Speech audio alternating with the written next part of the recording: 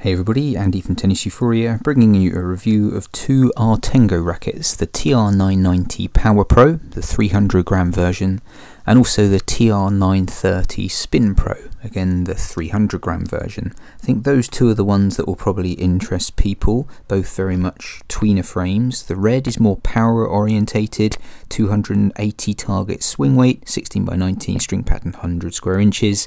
The blue is the spin orientated, slightly more on the swing weight, again 100 square inches, 16 by 19. They both share MPO technology, which is designed to optimize mass control, and Artengo are starting to have an impact on the tour. Gail Monfils with the TR960 control tour, which I liked. Daria with the TR990 Power Pro. I did note that she's got a video on her channel about her racket and how it's customized. Check that out for some of her views on the TR990 Power Pro.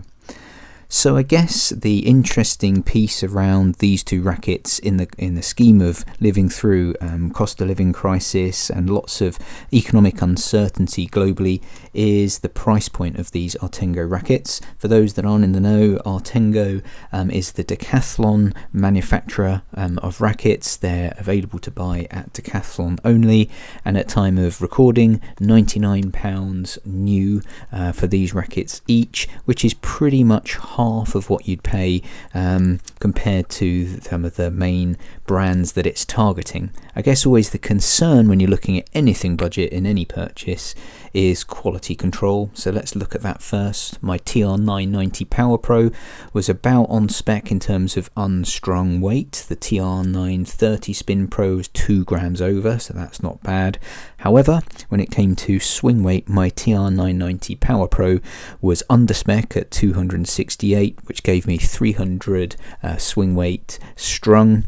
The TR930 was closer and gave me a 310 swing weight once strung. So how then do these two play? So I think I'll start with the more positive of the two, the TR990 Power Pro. I was a bit disappointed that it was under spec, because I think if this was on spec, higher swing weight, straight off the bat, first hit, it would have been more enjoyable.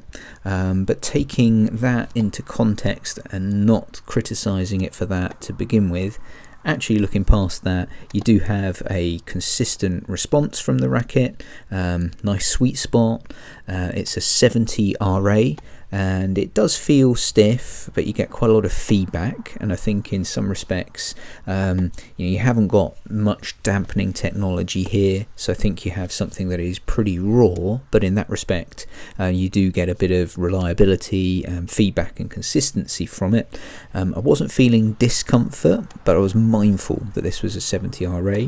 In terms of what let it down, I thought the grip felt cheap, and also I did feel that the grommets wouldn't last and were cheap.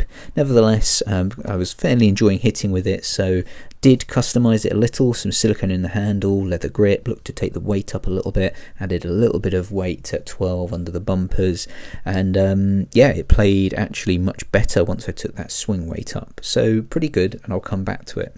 The TR930 Spin Pro, that was more on spec, didn't feel the need to customize it so much. I mean, in many respects you have a very similar head, but you just have that difference in the throat. You have this, I guess what can be aerodynamic design to the throat. Quite a different experience with this one. In terms of feel, then I suppose they are quite similar in as much as there isn't much dampening technology going on here. You do feel the vibrations coming through to your arm. I wasn't getting discomfort despite that high RA again, but nevertheless it's something that I was aware of, but you are as a result getting some response and some feedback. I found this racket to be pretty strange, if I'm honest, and the individuals that I hit with, I got to hit with it too for their thoughts. It's probably the most erratic frame that I've hit with, and I actually think that's down to maybe that aerodynamic design. So I couldn't put my finger on it, but I just could not dial in my launch angle with this frame. I thought the sweet spot was sort of challenging. I very rarely felt that I was hitting in the sweet spot, and as a result I was feeling some instability. Didn't think the twist weight was particularly strong with this one, and I just couldn't sort of settle in and gel with it.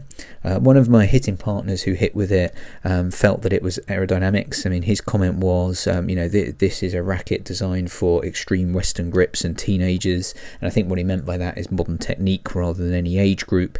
But that was consistent in its feedback. That TR930, it just I felt had a sort of strange aerodynamics to it, which made getting into a groove and hitting consistently with it particularly hard.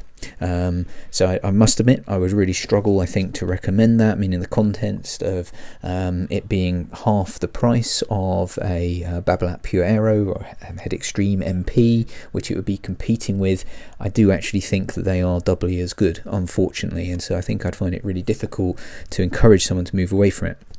However, the TR990 Power Pro with the customization does actually play quite nicely. So leather grip and adding some silicone I felt was just dampening the response a little bit. I felt a little bit more confident on my arm, and taking the swing weight up to about 320 improved the stability. I thought it shored up the sweet spot a little bit, and I actually quite enjoyed playing with that, with it being customized.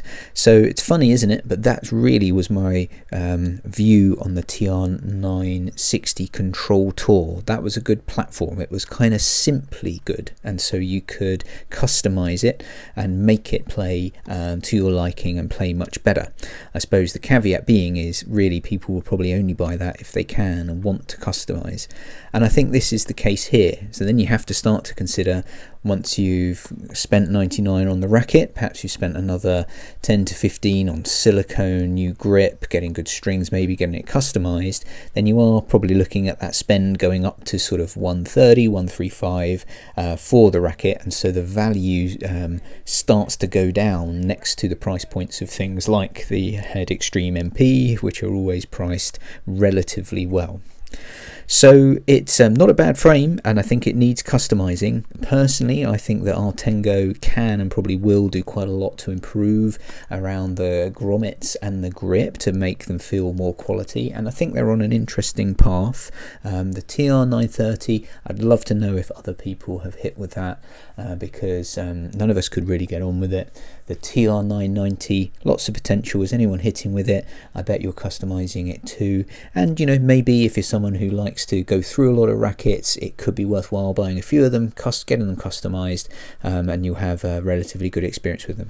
Hope that was helpful. Leave a comment if you've hit with these at all, and it'd be really helpful if you could like and subscribe to the channel.